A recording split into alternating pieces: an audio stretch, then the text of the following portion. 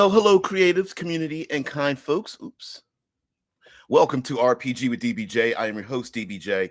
And today we are going to talk a bit about the movie Avatar, Blue Alien Avatar, Alien Planet, that kind of, those avatars, the Na'vi, the blue tail, the 10-foot tailed humanoid movie, not Avatar, The Last Airbender. But more specifically, we're going to talk about the Avatar program. So while the movie in all its glory, and of course, the part two of the movie was about this alien world and the people that live on it, we're actually going to reverse engineer the Avatar movie to go back to its origins. So we'll of course, on this channel, we talk about science fiction and storytelling and tabletop role-playing games. So, yeah. Our co-hosts are already into it. Yeah. The Ed King says, "Hey, this movie stole your jacket idea." It sure did. Well, they didn't really steal it, but yeah, I thank you for the comment. Yeah. Drew says, "I really didn't like that movie. It felt like a poor attempt to tell a story that others have told better before." Yes, it is. Okay, let's see if we can name off all the movies that it it um it not stole the ideas from, but there's a trope, a television, and a storytelling trope that it stole from. So Fern Gully, Dances with Wolves. We've seen the we've seen the foreign savior idea. Person is uncomfortable, doesn't like the other side, ends up joining them in their fight and stuff like that. Yeah, thanks. Yeah, it says, "Watched the rest of your Dollhouse show yesterday. It seemed interesting." It was a little bit interesting. Funny. Thanks there, Ed King. I don't know if I want to be blamed for Dollhouse. If you look at the creator and what he created, you're like, that came out of your mind. I think I need to take a cold shower after that. Oh man. Yeah, Shet Lord says, "Reverse engineer. Was there a director's cut that wasn't dumbed down for mass consumption before the director got his hands on it?" Yeah, I don't know. I mean, granted, there are people who are excellent storytellers that can take a very easy to digest concept and wrap it around a method of telling an excellent story. It just wasn't done that way. I mean, it was more visuals and such, pushing technology to its limits, and I think that was mainly the point of it. Yeah, just like, yeah, but maybe it's just annoying because the only avatar that matters is the airbender. If you need a second, then Korra will suffice. Yep. Yes. Hey, I'm a fan of them too. Yeah, Caligula says, "At least it gave us the Red Letter Media roast of Avatar." Oh man, Red Letter, they you talk about experts at sarcasm. Woo, they can go off. They can rip a movie to shreds. I love them.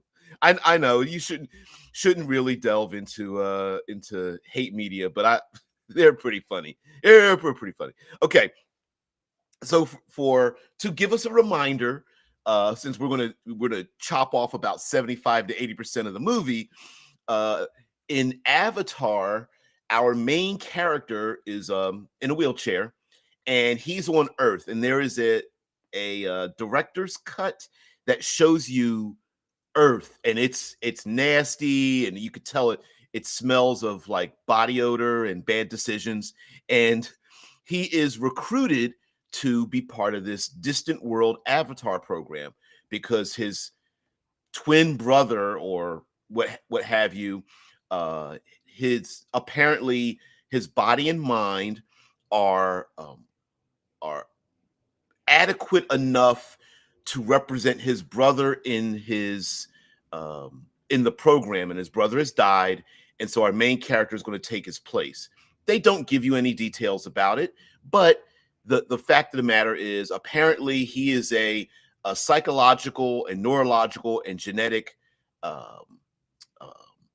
enough of an identity feature, identical feature, so that he can operate. So he, I guess, he's in cold storage, and they show him, and him and a large number of other people come out of stasis. He's in zero G, so he doesn't need his legs, and actually no one really needs their legs too much. And we get to see our character get introduced to this world with a dangerous atmosphere and these giant blue aliens, and we get to see our main character partake in the Avatar program. Now, the Avatar program itself is a number of scientists, well, in the military as well, that want to engage with the indigenous population. And so they lay down in a chamber, and their minds are uploaded into the bodies of these genetically manufactured bodies. And what while in Obsidian starred tabletop role-playing game, which I'm going to show a lot more details at the end of the show, the cool thing about this is that, and I thought they would do this with other subsequent movies, was that, are there other alien worlds they're going to with human or not so humanoid aliens that they are going into the bodies and interacting with them? I mean, is this a one-off, or is this a program that's been scattered and sent around the greater known galaxy? And it seems like a pretty interesting program if you think about it. Now, yeah, seems like it was a borderline meant to appeal to furries. You're not wrong. While the movie made a lot of money, it kind of didn't attach itself to pop culture. Like, you don't really see people dressing up as Na'vi like you do with other types of pop culture. Maybe if they made them a little more furry, I think, because they do say that they kind of represented like cats. And although you don't get the idea that they have a thin layer of fur, they seem to be smooth, but whatever. Like I know what their genetic makeup is. But if we take the idea of the Avatar program itself, of course, with the zipper jacket idea and cortical stacks and things like that, it can actually, I mean, there's some really good storytelling in here, especially when it comes to espionage and heists and things like that. For example, maybe the players need to infiltrate a habitat, whether that hab or something is a place where someone is being captured and held against their will. Maybe there are individuals there that the PCs need to communicate with under non-threatening conditions. And so the player characters may have to go into stasis chambers, upload their brains into bodies that are dare I say, acceptable or overlooked or can blend into the society of the habitat, while the real players' real bodies are outside. For example, let's say there's it's a factory city, and everyone and everything there is a robot. They're artificial, they're androids. Well, the players may have to forego their physical bodies to upload into artificial bodies and blend in with the society. Now, if the society is if the population is too small, everyone knows everyone else. So the players may need to extract someone and have a body made that's a duplicate. Or, like we talked about Dollhouse yesterday, maybe the victim's mind is supplanted and the player character overrides their mind and then gets inserted back into the society, and everyone knows who that person is.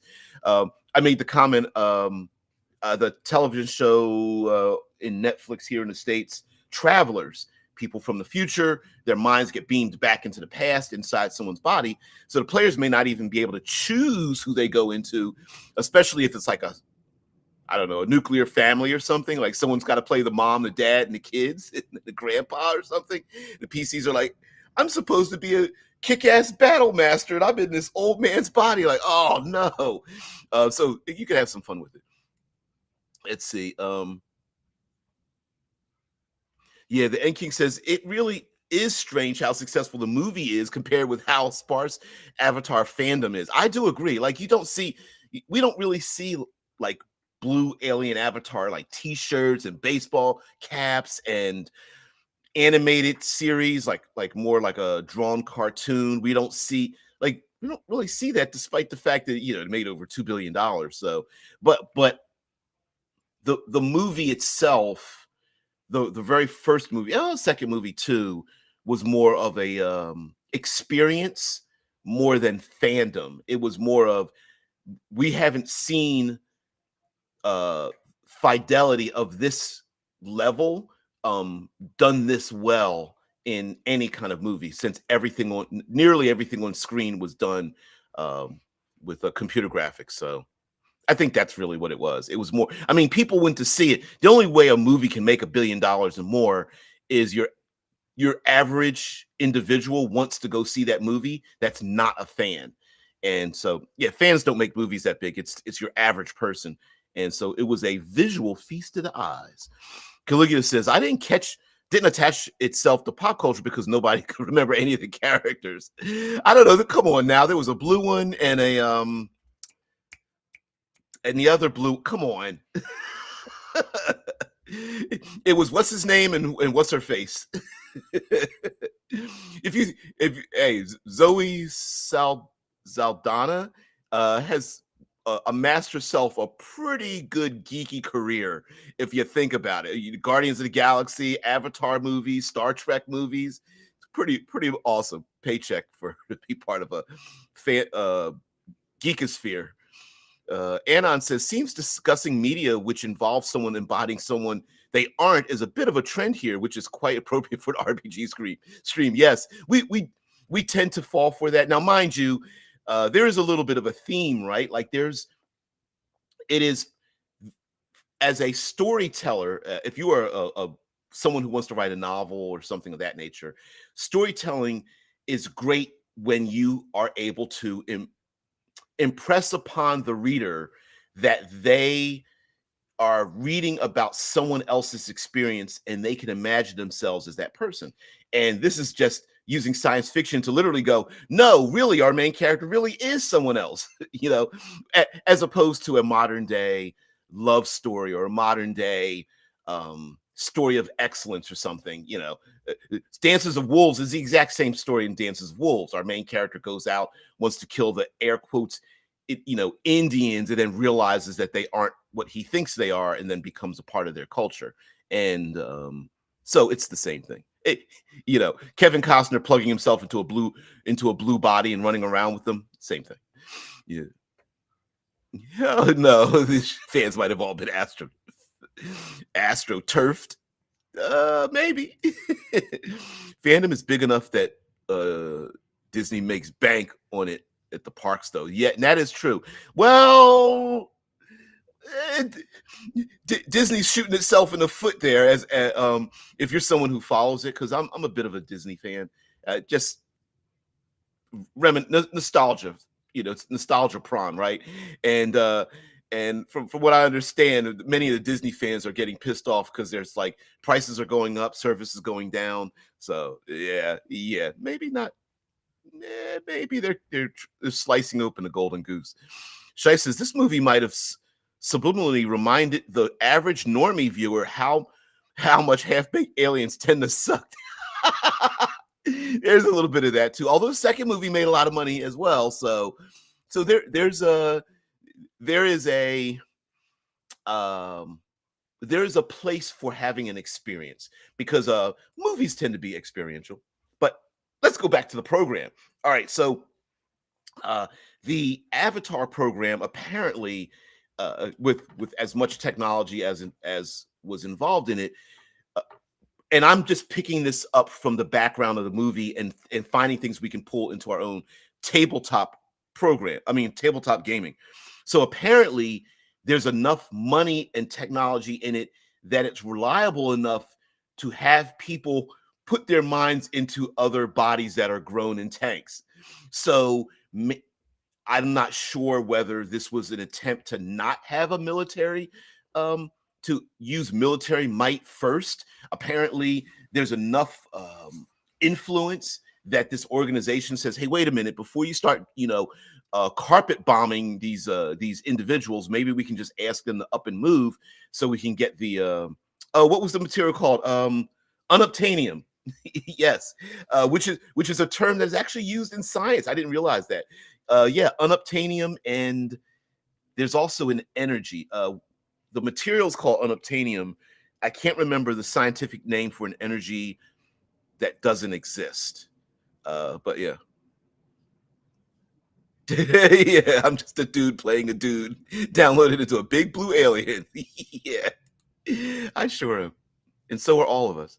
Uh, so, like I said, I wonder: are there other alien worlds they're going to with other aliens, and how does it work if you don't look humanoid? Like if you have more arms than you're normally used to, or your body is like an amoeboid shape or something, or tentacled. I don't know. I'm presuming that there must be some kind of way. There also seems to be a vetting system. So the player characters might be the special snowflakes that can do this, whereas others aren't able to handle it either psychologically or the uh, the force grown bodies that are used that are grown in the tanks might specifically be for specific individuals, and so you there may be a some kind of rule or restriction that you can't pop from body to body. It sounds like a lyrics, body to body.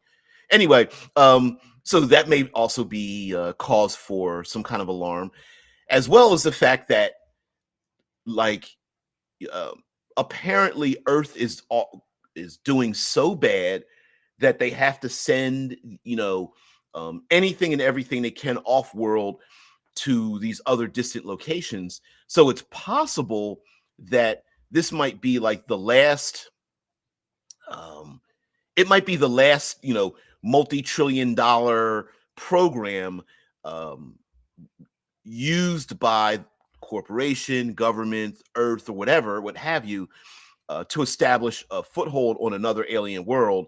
So it could be that the program could exist elsewhere. They just didn't do it because out of desperation. So that may be also as well. Yeah.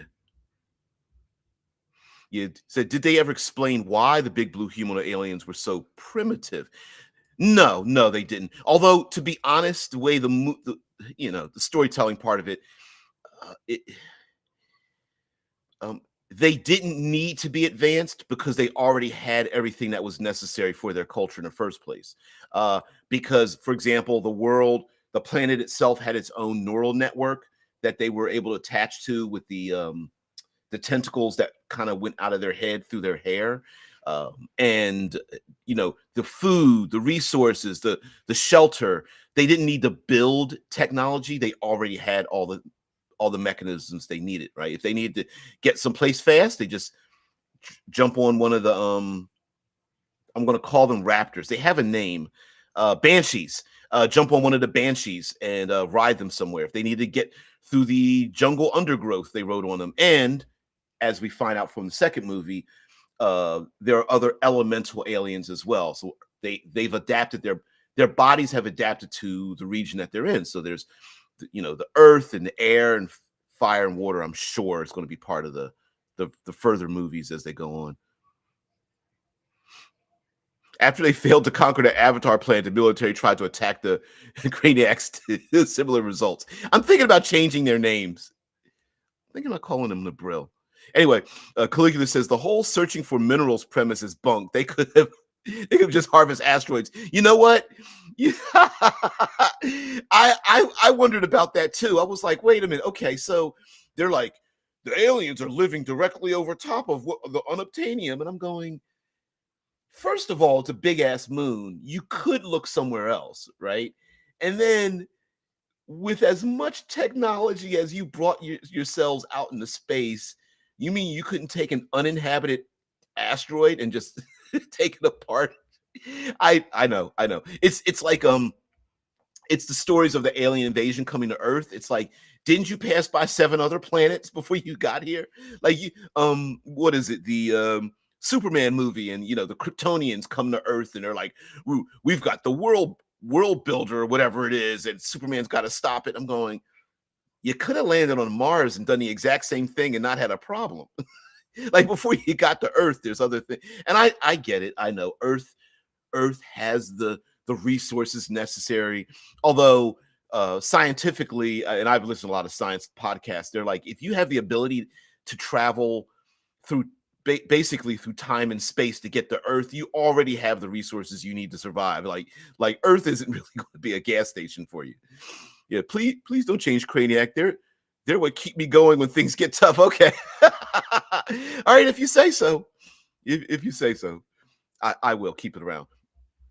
All right, so what are some other storytelling things? Oh, the players themselves might be maybe they are like on the run. You know, black ops. They're on the run. No one knows that they exist, and maybe the players are like secret police that they infiltrate places to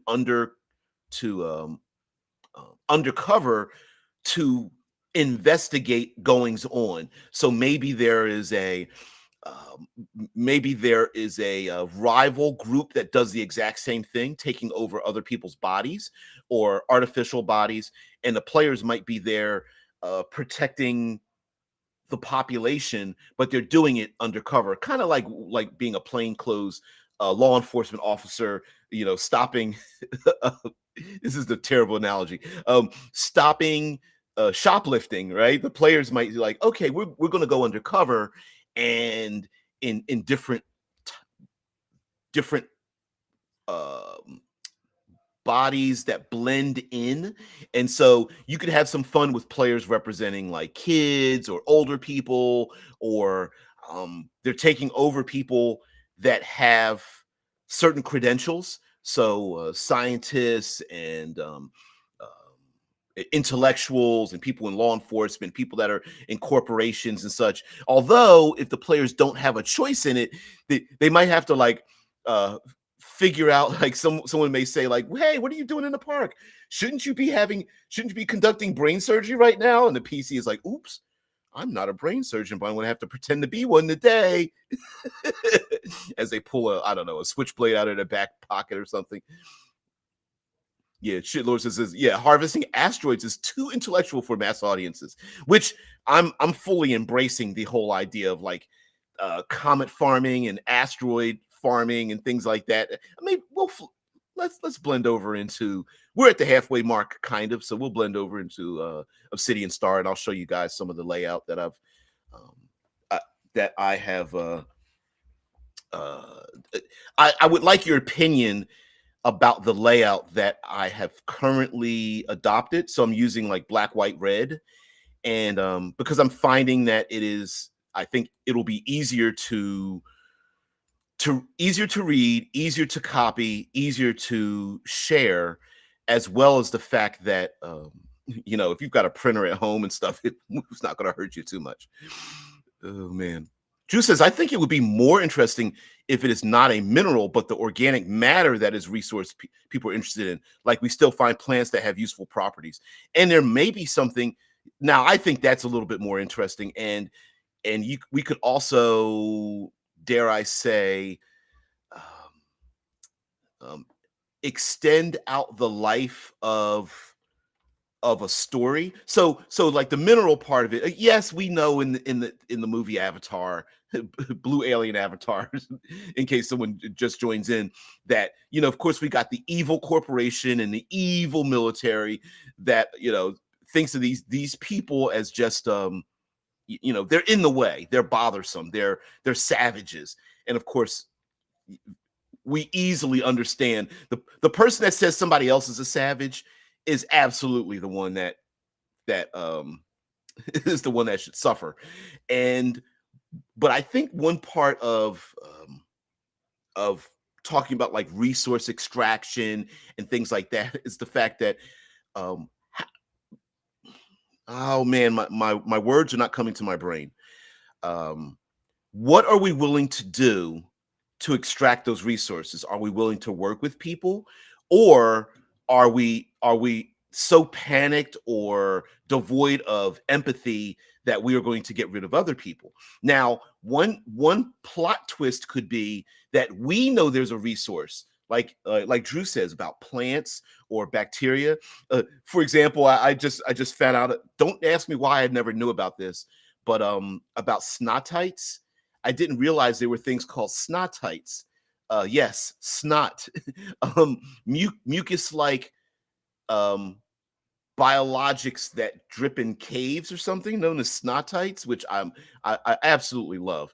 And the idea is that some scientist was like, this should be the official name of this. Uh, um, but yeah, maybe we discover that there's a resource, and then the population you're in doesn't realize that they have this resource, or maybe they do have this resource and they've been protecting it from other people, or depending on how the resource is manipulated, it may have very extreme beneficial effects, dangerous effects, much like the movie Dune, right?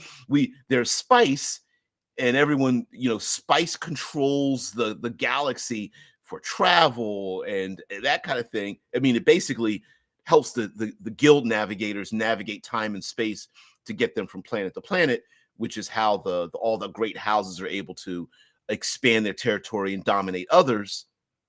But we also know spice activates psychic powers as well, and then it also has its drawbacks that you turn into like a spermish like a brain with nothing but a mind attached to it. So sorry, I gotta show you. I'm getting distracting myself. Yes, snotites. Yes, yes, it's a real thing. Snotites. Wikipedia. A snotite, also a snoticle,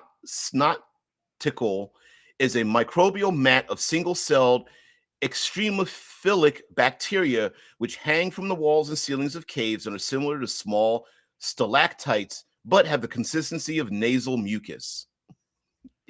Real thing. Yeah. Yeah. Hey, you ask my opinion, I shall give it to you. People say I am very opinionated, thus I have some to share.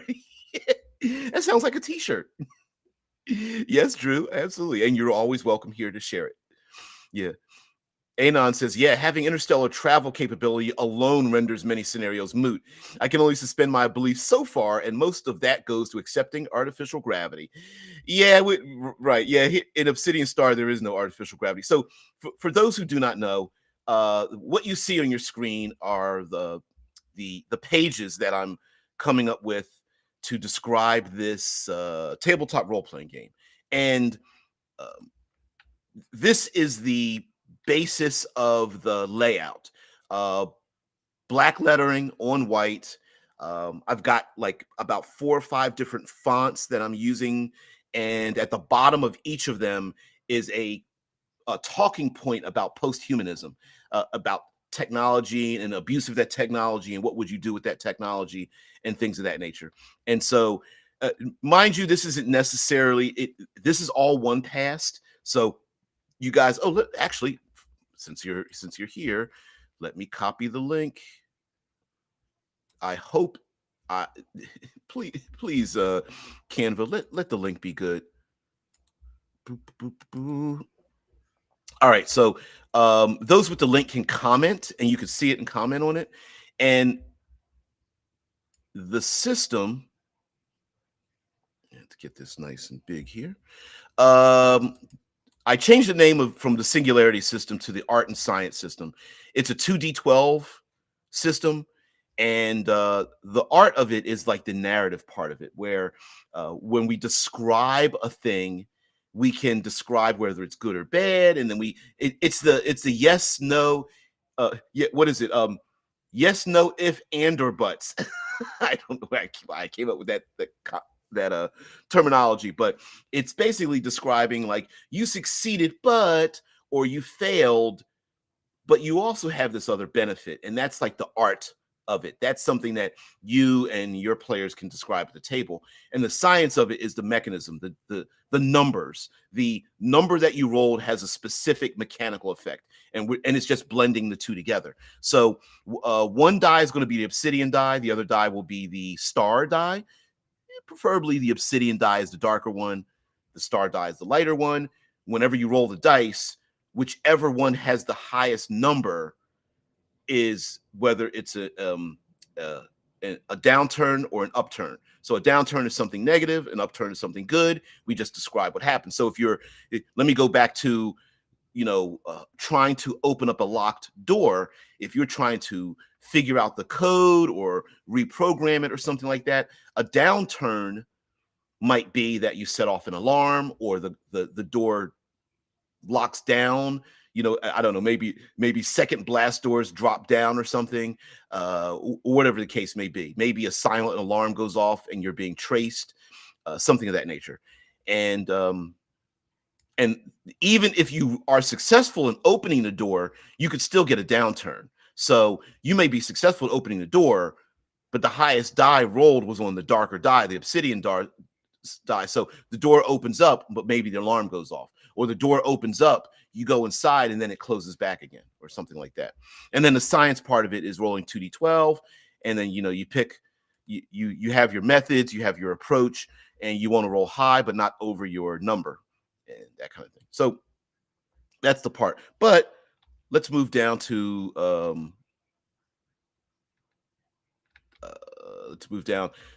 how death is handled. It seems a little bit complicated, but just understand that death is temporary. And death is temporary, deletion is permanent. So characters can die over and over again, air quotes die, because your zipper, your cortical stack, that thing in the back of your head, that black box, as long as it's retrievable or your neural pathways can be beamed somewhere else, your character can live. So if you choose to die, then the only drawback is that you lose a gear slot. You permanently lose a gear slot. So I'll show you the character sheet at the end, but one of those slots, you permanently lose it. So you can choose to martyr yourself in whatever manner that is. But if the dice rolled mean that you get killed or you're murder killed, basically your character gets destroyed or something like that, at that point you have to mark off an approach and a conviction that's no longer available for you to choose, and then you have to choose a different approach and conviction. So it's basically like trauma. It's building trauma at every time you die. When you come back, that trauma gets to build. But just before you die, you do have an option. You have up to 3 options. So yeah, just before death, a player character is known as stars. You do have an option. You can go Nova, which is the star automatically rolls double ones, a galactic success. The star can choose any manner of success describing their last act before departing the system in a blaze of white hot glory.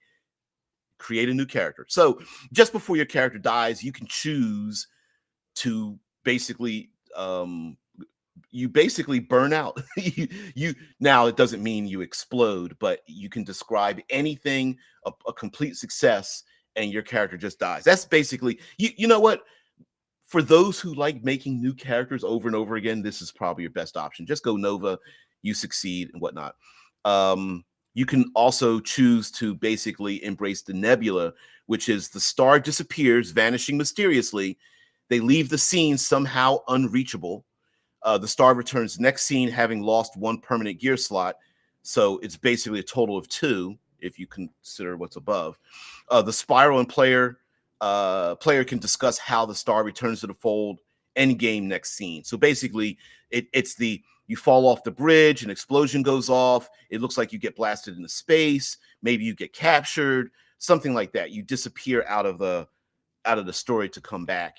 And then there's void, which is the star is beaten and battered.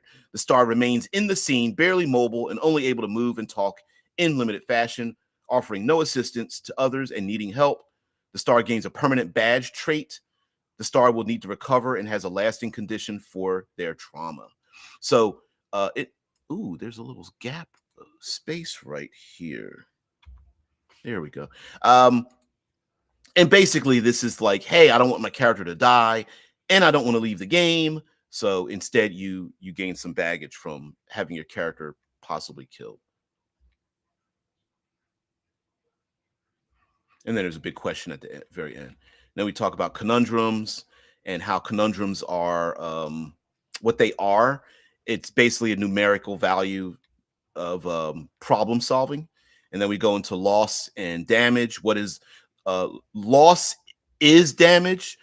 Damage just happens to be physical, but loss is uh, suffering a numerical reduction through the events that you're taking place. So you can lose that through social interactions. You can suffer a loss through exploration. Um, and this is the damage. It's I haven't really fixed this yet, but I want to show like uh, how loss is calculated. And then we have our convictions. Here we go. Mm-mm-mm. We have our conviction. Ooh, ooh, ooh, ooh, ooh, ooh. Let's see if we can, if it's easier to show it here. Come on, come on. I'm such a Luddite. Um, so these are our convictions, our core values, and these are the thanks to you guys, you helped me establish what they mean. Yeah, Drew says I made a comment to the document on languages. I'm gonna turn to that pretty soon too. Thank you there, Drew, and feel free to leave comments or whatever. You're going to see misspellings. You're going to see wordings. Please add some of your thoughts in there too, like maybe this should be here or delete it or this is problematic or something like that. So please do that. Yeah. Caligula says, do you call the player character stars here? Yes. So let's see. Stars equal PCs and spiral. I'm probably gonna get rid of this. I'm I'm pretty sure I'm probably gonna get rid of the term spiral. I'll probably come up with a different version because Game Master is universal, and let's be honest, everyone just calls it that. Unless you want to, go with the storyteller or flame tender kind of thing. But but yeah.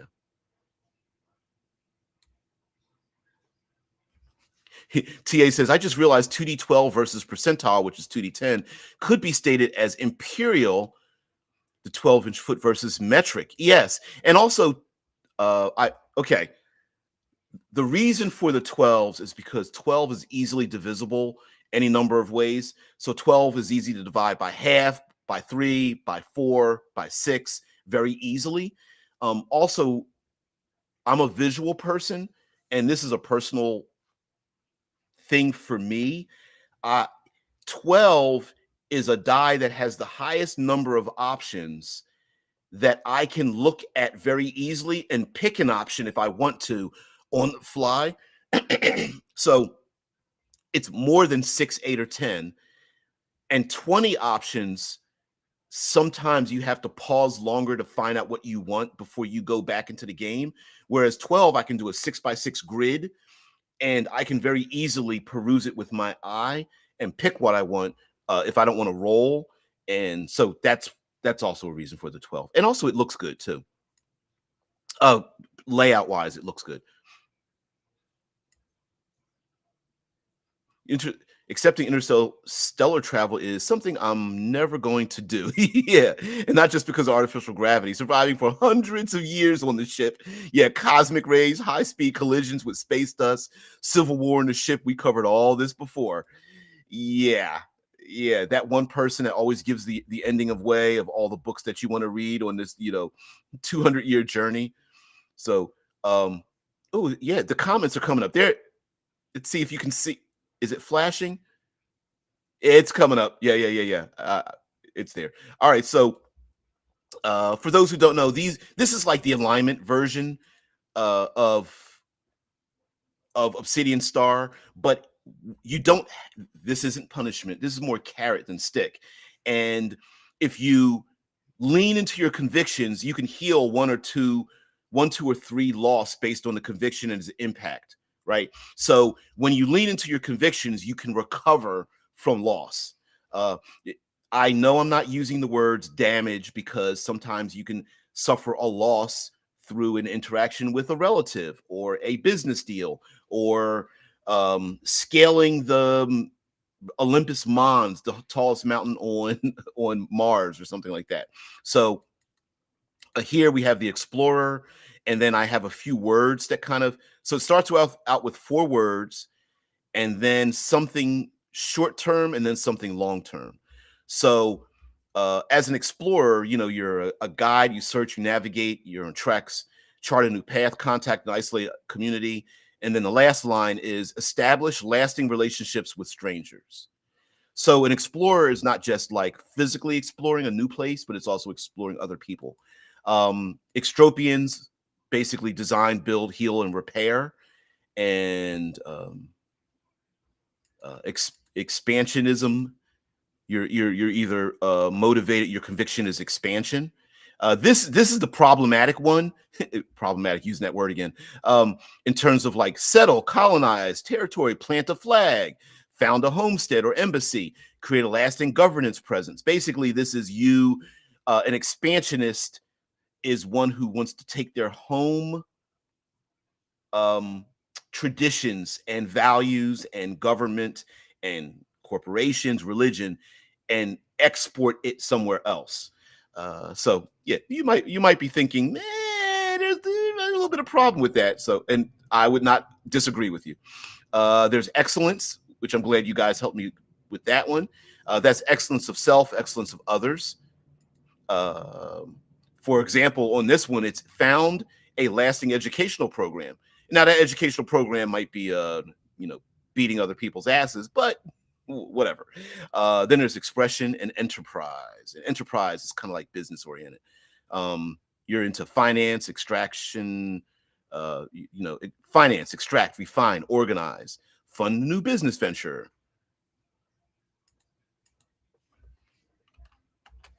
Entrepreneurial foundation for citizens. Basically, it's establishing something that the citizens can benefit from, whether it's like, I don't know, space mining or something like that or whatever.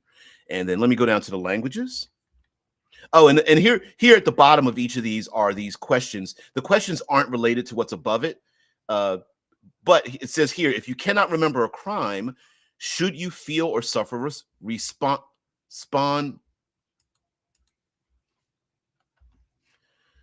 responsibility for said crime? Am I responsible for events that are not part of my identity? Can we hold the editor of the memories as responsible as well? Basically, like, mind editing. What's today's date? The 5th. Update this. 5th. All right. And let me go to languages. Yeah, there's pockets and gear. This one's kind of strange here. I need to do a visual representation of what the whole idea of pockets, gear, baggage, what that means. So I did a little visual representation here. So these are your pockets, and you can see there's 3 gaps here. So there's 3 of them. Your gear is what your natural language is written down in here. So this person has razor tech, they're vigilant, and they have spacewalking. And then loss is marking it off of your character sheet. Basically, if you suffer 1 loss, you lose 1 of these. And then baggage, with this curved arrow over here, is not only do you lose something like your spacewalking, but you're also irradiated. So loss is losing it.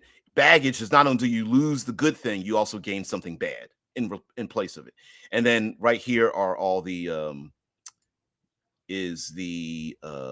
mechanical parts of it. So and the natural language part of it. So natural language equals a mechanical effect. So anything you write inside of your pocket is written in natural language based on whatever your game is about. And then every time that applies to a die roll, you get a +1. So, gear is a positive trait. Any natural language word written into a pocket gains a +1. A maximum of +6 is available to the star, +3 to a method, +3 to an approach max. So, for example, let's say you have like climbing, mountains, and I don't know what's something else, Mars. So you have 3 pockets and you have that written in 3 different places. So you have like mountains written somewhere, Mars written in another one, and climbing written in a third one. All 3 of those, if you're climbing a mountain on Mars, all 3 apply. Now, you could be climbing the outer skin of a starship, which means only climbing works, or you could be climbing a mountain on Earth, which only climbing and mountains work, right? Or you're climbing a building on Mars, which only Mars and climbing work, but not mountain. So, et cetera, et cetera, et cetera. It sounds complicated, but it shouldn't be. But let's get down here to some of to languages here.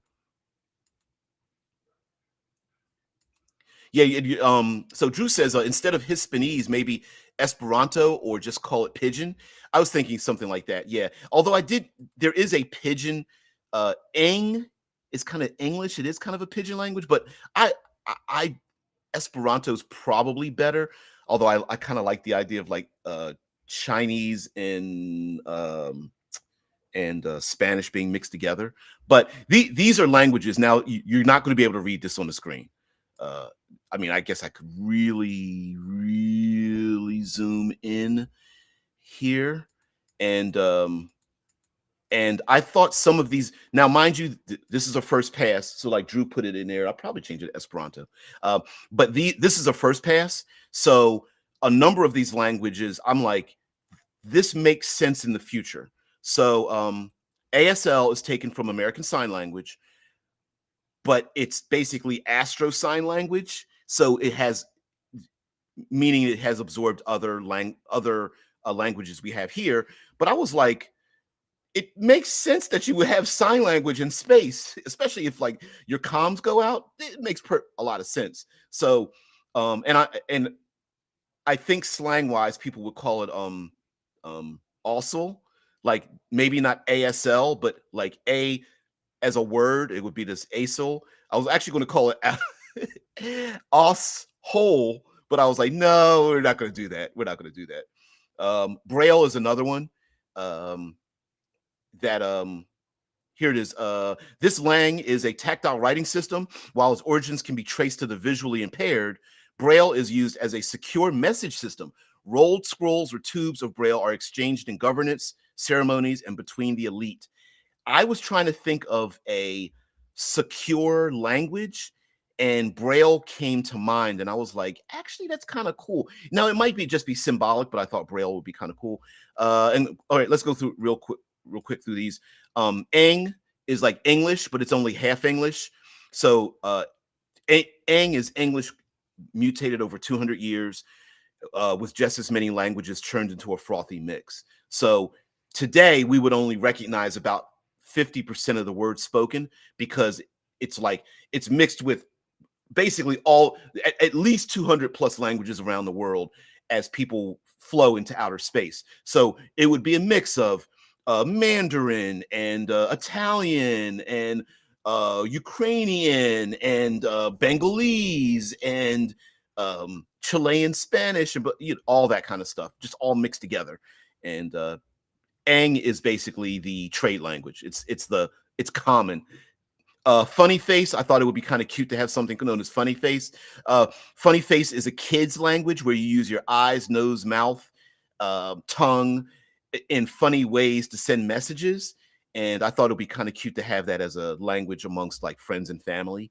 And in a way for a person who is in a jacket that a PC doesn't recognize, to know that that person is a friend or an ally, because hey, we grew up together. I don't recognize your face, your body, your voice doesn't sound the same, but they communicate with you making funny faces. And heads or tails is a business trade language. It's basically using a coin or a coin-like object and how you manipulate it with your fingers or on a table or in the palm of your hand or between your knuckles sends a message to the other person you're having a trade deal with. So it's like, and the coin doesn't need to be a coin. It could be a piece of bulkhead or like a slice of platinum or something like that. This is the comment Drew mentioned about Hispanese. I wrote down a blending of various Spanish and Chinese dialects. Despite the fall of the nations of old Earth, these paper languages remain, especially across Terra, Luna, and Mars. But yeah, I can see. Shit. Sorry about that. But I can see changing it. Janus is double speak for like rich folks and powerful folks. They say one thing, but they mean something else. Lay's Tech is runes etched on bulkheads by blue collar workers. but Morse code would exist in the future, just as Morse code would exist. Mud, mud is uh, mud is basically having a normal conversation without technology. It's it's like having it's like making a phone call today where young people are like, why don't you just text them? Mud is basically having a face-to-face conversation without any filters of technology or anything like that. It's not really a new language. It's like you old folks kind of thing. Nautical flags are basically like what we use nautical flags today, but they're basically markings, messages. And then there's ramp hands, also known as marshaling, and that comes from air marshals, the people that use the two flags or the two glowing sticks to guide planes in, except this is writ large for space travel. So, okay, got that out of. Okay, now I got to go back to what you guys have to say. Sorry about that.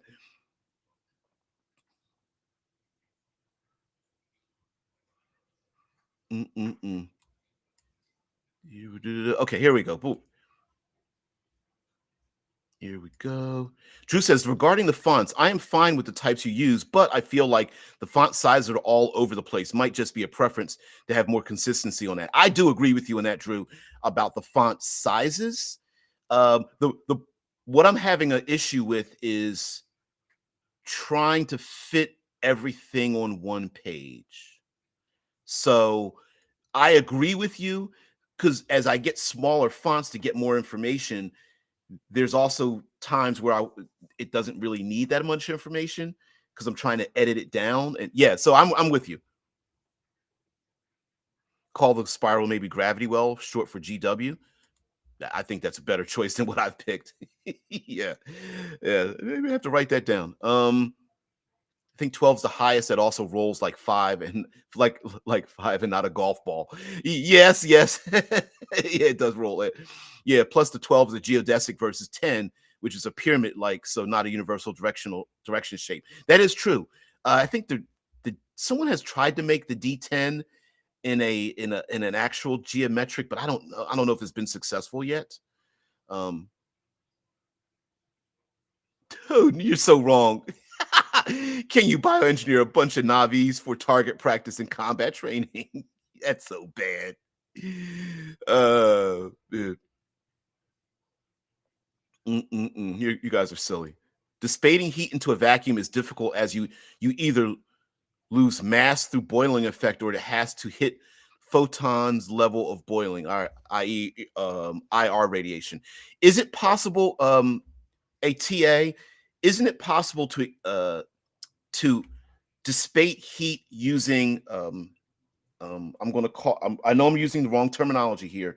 Dissipate heat using uh foils, basically long external rods or streams to let the heat travel down the long rods and away from your heat source.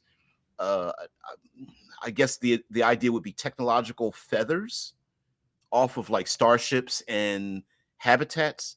I don't know. Avatars have 5 fingers, which while Navi only 4, which might create divergent sign languages. Oh, that's a ooh. Hmm. I hadn't thought about having a different number of digits would have different sign language, maybe different words, or maybe more difficulties or less difficulties. All right, okay. Caligula says, so there's nothing like telepathy in this. Not necessarily. No, no, no, no. TAA already answered the question. Yeah, with Neuralink, Wi-Fi would be considered cyber telepathy. Yeah, yes. That there is a technological parity with psychic abilities, I guess.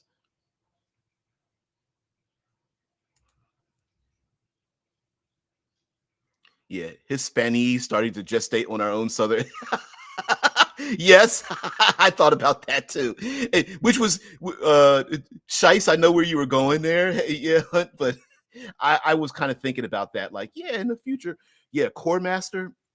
Yeah, I don't know. I like Core Master. I like Gravity Well. I don't know, something like that. All right. What else can I show you? Let's reduce the size of this. Anyway, I wanted to take some real world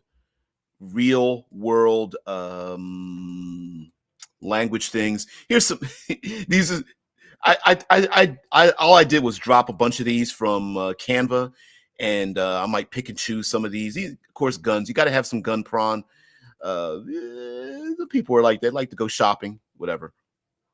There's something else here. I think there's something else. Yes, no, no, no, no, no. These are some of the colorful layouts that I've done, but despite how creative I think it could be, I think it might be problems for like trying to print it out and share it. So I'm not going to do as many of these. I'm going to leave this here and some of these other ones, because technically this is the cover page. I actually should put it up at the top, but who knows? Yeah, I'm not going to do these. I'm not going to do this type of layout. I'm going to stick with the black and white. Yeah, it's a little too busy, I think. And there we go. Oh, I did this. All right. This is the AI Oracle. So here's the full page of it, and then I'll zoom in on it. The AI Oracle is basically if you have a question and maybe there's a lot of solo gaming, and also if you are running the game. You notice I didn't say Spiral or Gravity Well or Core Master, but if you are running the game and you have a question and you shrug your shoulders and go, I don't know, this is a way to roll the dice to find out something. So let me zoom in on the AI Oracle, and for example, boop, boop, boop, boop. Here's the AI Oracle. Use the AI Oracle when the answer is unknown. The Spiral or GM and or the stars PCs may question a random detail within the setting. Roll only 1d12 and consult the table below, and then these are the results. So it's like one, and you could see there is a curve to this. So nearly everything is going to fall within the middle range. 4, 5, 6, 7, 8, 9. It'll be yes, but, or no, but a thing. So a question could be, I'm on a space hab. Is there an underworld, a black market? Because my character is a criminal and I want to contact someone in the black market. And you go, I don't know. Yes, but, and then the but might be, yes, but they know you and they don't like you, or yes, but the authorities are constantly trying to get rid of this black market, and if you try to contact them, the authorities may go after you as well. Or it might be, no, there's not a black market, but there are some corrupt politicians or corporate leaders that you could contact, or the police, the authorities themselves, things like that. So, and then when trying to discover an NPC, over here is their disposition. You roll the dice. Normally, they will either consider a 4, 5, or 6. They're going to consider what you have to say, or 7, 8, 9. They're going to ignore what you have to say and remove themselves from you. And then as you roll higher, they might just refuse whatever the hell you're asking them. And refusal might be they might nod at you, and then later on they tell somebody else. And of course, if you roll 12, they're completely opposed to what you're asking of them, and they may contact the authorities. And of course, we have appease. So they may appease you by going, yeah, fine, okay, whatever. I'll open up the door, fine. Or they might be helpful, like, no, I can't open the door, but I sure can get you a pass card that can get you through all the doors, that kind of thing. So there is an AI. I created like an AI Oracle that I think, yeah, it's all right.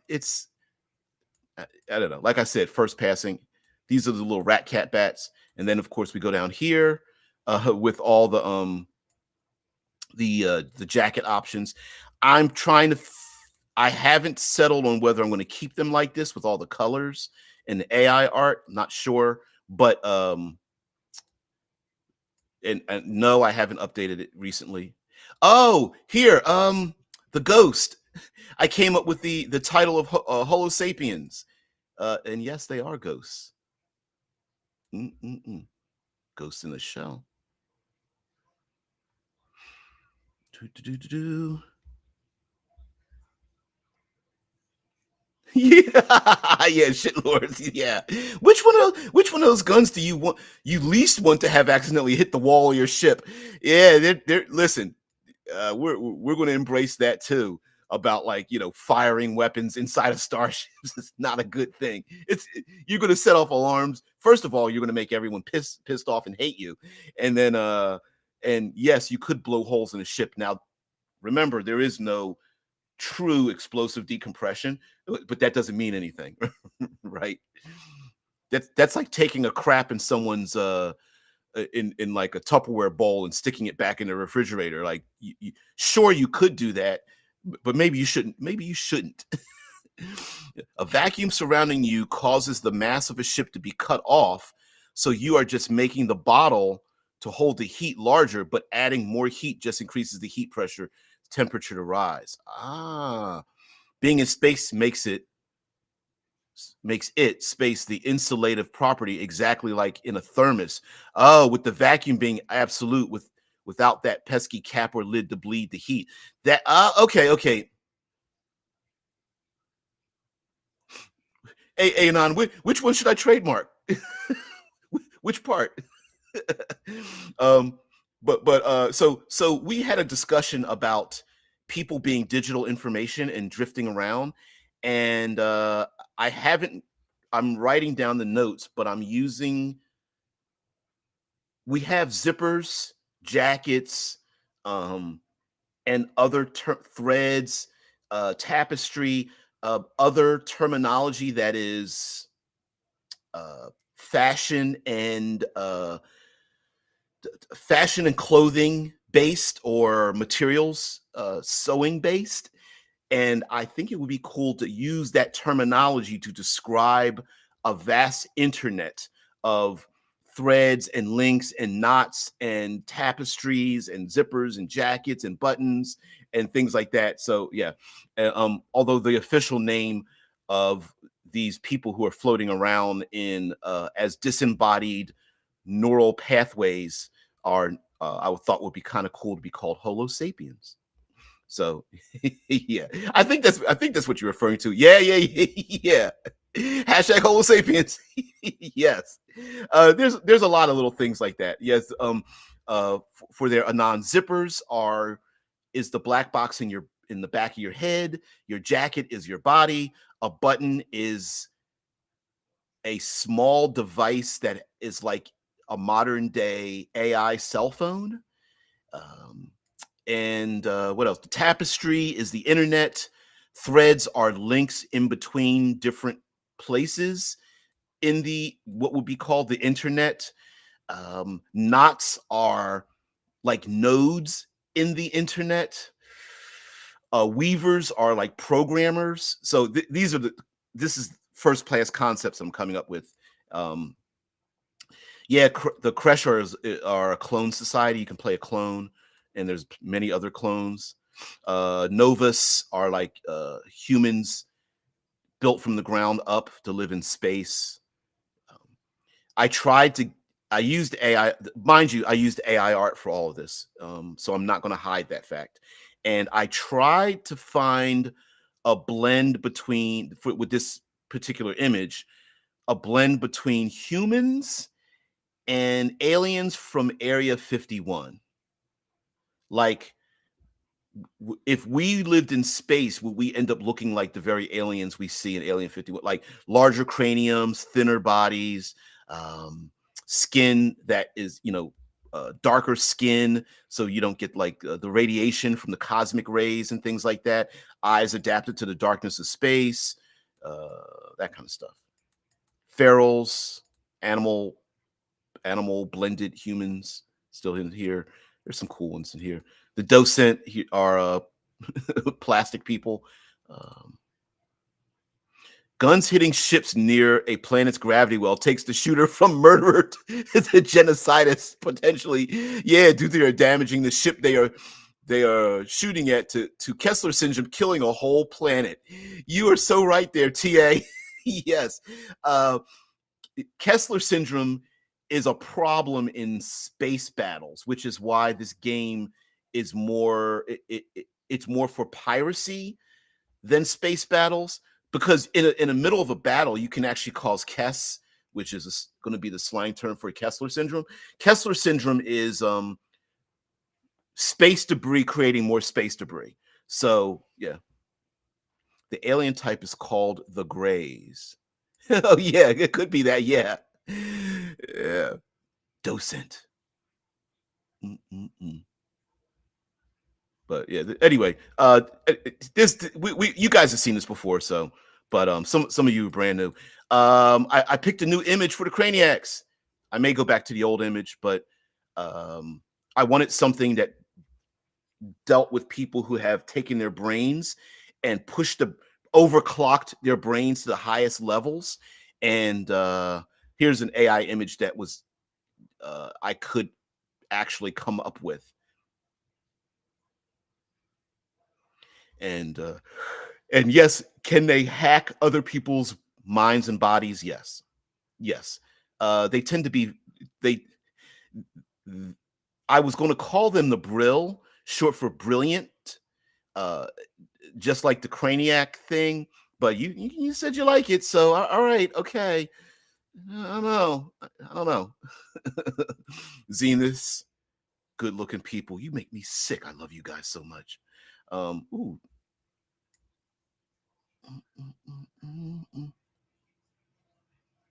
Come on, move over. It's actually supposed to be. Maybe I need to change some of it. It's actually supposed to be closer to this. Anyway, it doesn't matter. And you could tell the if you take a good look behind the words in white and yellow, there's I made like an ink mark, and you could tell there's some people here you know, thick abs, perfect bodies, things like that. So yeah, that's them. Here the Martians. Right back here's behind the words is Mars, and these people. Let's see if I can drag this over just a little bit. Yeah, it's the layout. Still working on the layout. Still got these. The as was said by you guys, the Lunarians have a very creepy smile on their faces. Very, very creepy. Sorry, let me see if I can get it in. Yeah, it's pretty dark creepy. You can see the little AI markings, like there's a little mark on her head here. There's a little AI thing right here in the chin. You can see AI like blending in the background with the color here. You can see some problems. The collar kind of doesn't meet back in this person's head. But yes, they do look a little bit they do look creepy. Little moon babies, moon people. Oh yeah. First families of Luna, towering, smiling trophies. Yeah. Arden, you could really see some of the AI problems with this one too. But yeah. But anyway, guys, thank you very much for being part of the show. I held you too much. These guys look a little too serious. Verdant. A little too serious. Neuroforged. Now these guys are like the last episode of Dollhouse, where they can, or last 3 episodes of Dollhouse, where they can upload different types of skills and memories, and they buy, sell, and trade them on the black market so that they can get a upper hand. They're not artificially intelligent. Genomancers. All right, guys, thank you very much for being part of the show. Is there any way to disintegrate space debris without a trace? No, but there is a whole function by the Lagran who are hired to try to get rid of space debris. So there's a whole society of people that live in the Lagrange points around gravity wells. So every planet has Lagrange points. There's actually 5 Lagrange points, but the 2 that are most important are the people who live in L4 and L5, and it's actually spelled, yeah, maybe a space vacuum cleaner. I heard there's a couple ways. One is using electromagnets, electromagnets, lasers, and what's the other one? Electromagnetic attraction, lasers and oh, point defense lasers, basically shooting each piece of material. And lastly is irradiation. So taking very powerful, not flame, but plasma, pure plasma, and using it in long, like blast, basically like a flamethrower, but over thousands of kilometers to erode the materials. Electromagnetism can either attract the material or push it out of its dangerous Kessler orbit. Killing by way of suffocation. Ooh, ooh, shit. Could you attach that to the side of a hab or a spaceship and suck out the oxygen like a vacuum cleaner?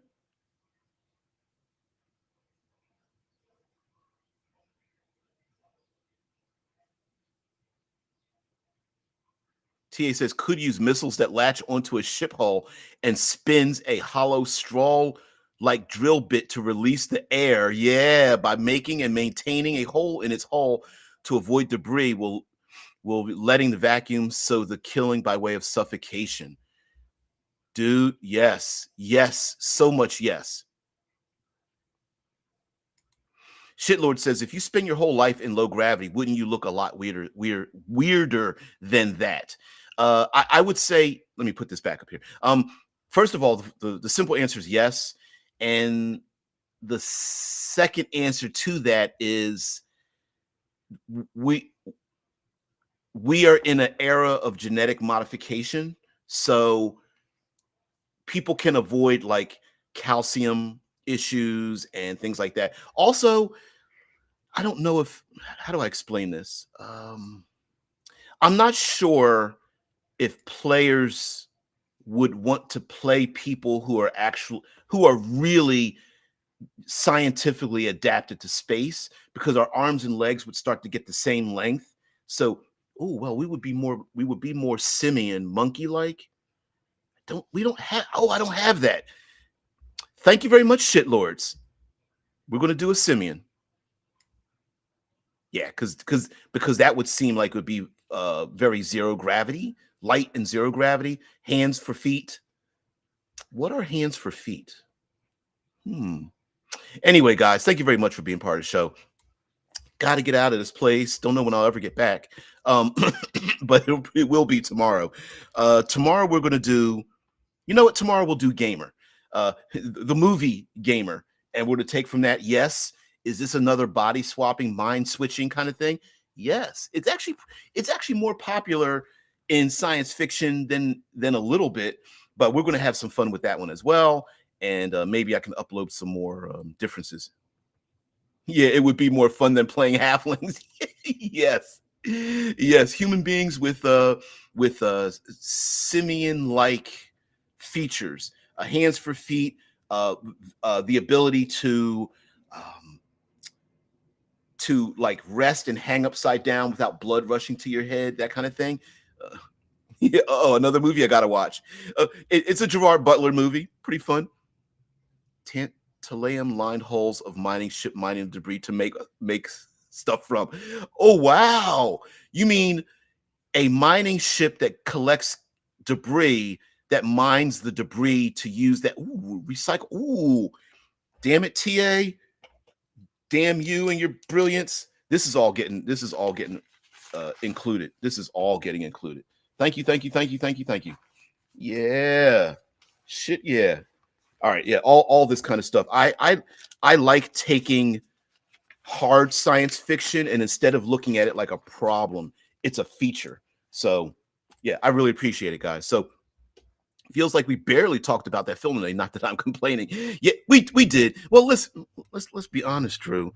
It's not the movie's not that deep. I mean, between us, yeah, it's not really that deep. Sorry, look, my microphone is off camera here. Yeah, guys. So and yeah, mining the Kessler syndrome field would be like mining the asteroid field. Yes. Yeah. Debris harvesting, big brain stuff there. Yeah. Yeah, mining the debris fields. I'm slow clapping this one. Thank you very much, guys. Of course, always at the end of the show, we have we are our most brilliant selves. But anyway, guys, thank you so much for being part of the show. Thank you guys for just tuning in and just being part of this brainy, fun, you know, live stream, whatnot. Thank you also for spending your valuable time here. I hope I can make change in your tabletop sci-fi gaming experience. Guys, peace and tranquility. I'll see you later.